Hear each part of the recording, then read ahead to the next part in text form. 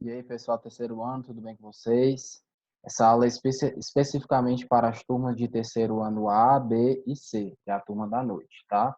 Então, o que é que nós vamos ver aqui nessa nossa aula de biologia? A gente vai revisar alguns conceitos introdutórios, né, sobre a genética, e nós vamos focar na primeira lei de Mendel, especificamente nos cruzamentos, né, que é o que eu percebo que muita gente ainda tem dúvida de como é que você faz o cruzamento com aquelas letrinhas, tá?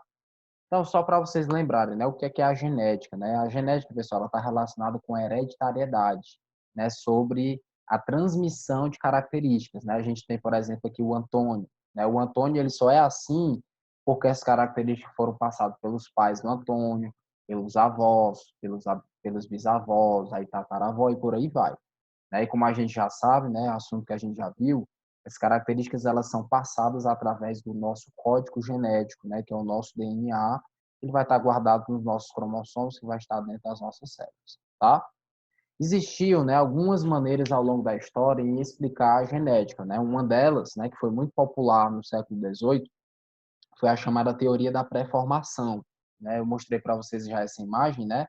Essa teoria ela dizia, ó, como ele diz aqui, ó, até meados do século XVIII, acreditava-se que os organismos já se encontravam completamente formados no interior do ovo, né? Se você perceber aqui, ó, é como se você tivesse aqui umas perninhas, né? Se tivesse aqui os braços e já tivesse realmente uma pessoa aqui formada mesmo, né? Só que a gente sabe que não é assim, né? E aí o que é que acontece? Quem é que é considerado o pai da genética, né? Quem foi o cara que realmente disse, né? Colocou os pingos nos is e definiu realmente como é que acontece essa transmissão dessas características. Foi esse monge austríaco chamado Gregor Mendel, né? O Gregor Mendel, ele foi um monge, né? Como eu já falei. Ele era muito cuidadoso, tinha muito conhecimento de matemática, de estatística, e ele escolheu para os seus experimentos a ervilha, né? A ervilha que tem esse nome científico aqui, ó, Piso sativum, né? Cuidado que o nome científico correto, a letra P, ela tem que ser maiúscula, né? E a letra S, ela tem que ser minúscula. Por que que ele escolheu a ervilha? Porque era fácil de cultivar, tinha um ciclo reprodutivo curto, né? De só uns 3 meses, produzia muitas sementes e tinha muitas características que eram visíveis ao olho nu, né? A questão da ervilha ser amarela, né? Da questão da ervilha ser verde e por aí vai. Como foi que ele fez esses experimentos? Então, ele pegou aqui as ervilhas na geração parental, ele cruzou ervilhas que eram totalmente verdes puras e cruzou com ervilhas que eram totalmente amarelas e puras. Na geração F1, ele tomou um susto. Por quê? Porque ele percebeu, se eu juntar o amarelo com o verde, é para aparecer uma mistura dos dois, não é não? Só que aí ele percebeu que apareceu só a cor amarela, né? E aí ele começou a pensar por que que aconteceu isso. E aí depois de alguns estudos ele percebeu que essas características elas eram independentes e que também existia alguma relação de um ser dominante, né, sobre o outro e o outro receber essa dominância sobre si. Quando ele realizou esse cruzamento de novo com as ervilhas que eram amarelas, né? E aí fica aquele questionamento: essa amarela é a mesma amarela dessa aqui? Claro que não. Essa aqui é uma amarela pura e essa aqui já vai ser uma amarela híbrida. Quando ele cruzou de novo essas ervilhas que eram amarelas entre si, ele percebeu que aparecia a proporção de 3 ervilhas amarelas para uma ervilha verde, tá? E aí, gente, já surge, né, aqueles dois conceitos que eu falei para vocês, que é a questão do fenótipo e do genótipo. Fenótipo é aquilo que o nosso olho consegue enxergar, são as características visuais, né? Por exemplo, essa flor aqui, você consegue ver que ela é roxa, enquanto essa flor aqui, ela é branca. Mas o que é que vai definir que essa flor seja branca e essa aqui seja roxa? E que esse roxo seja esse roxo. Será que esse roxo é igual a esse roxo, né?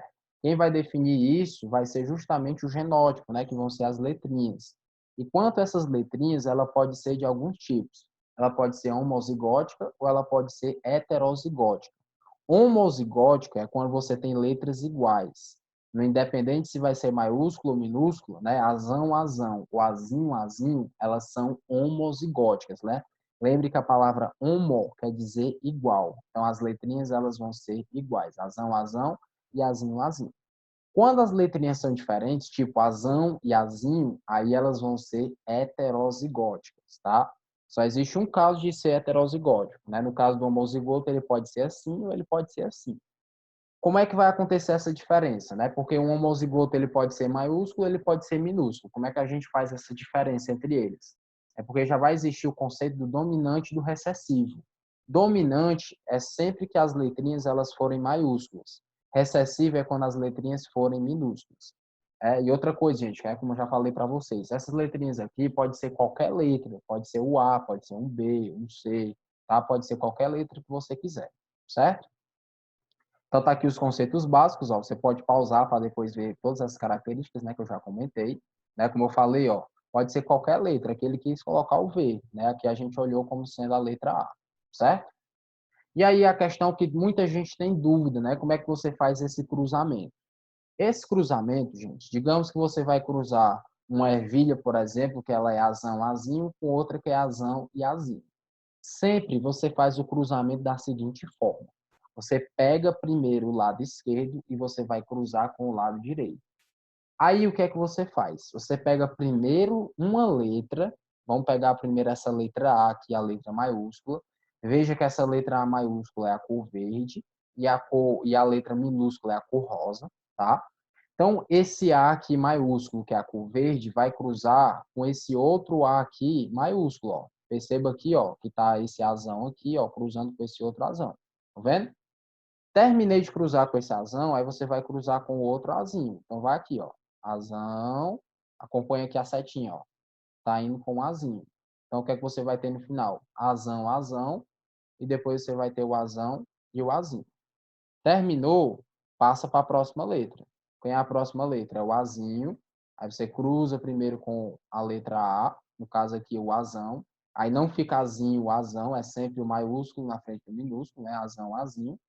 E depois você tem o azinho junto com o azinho.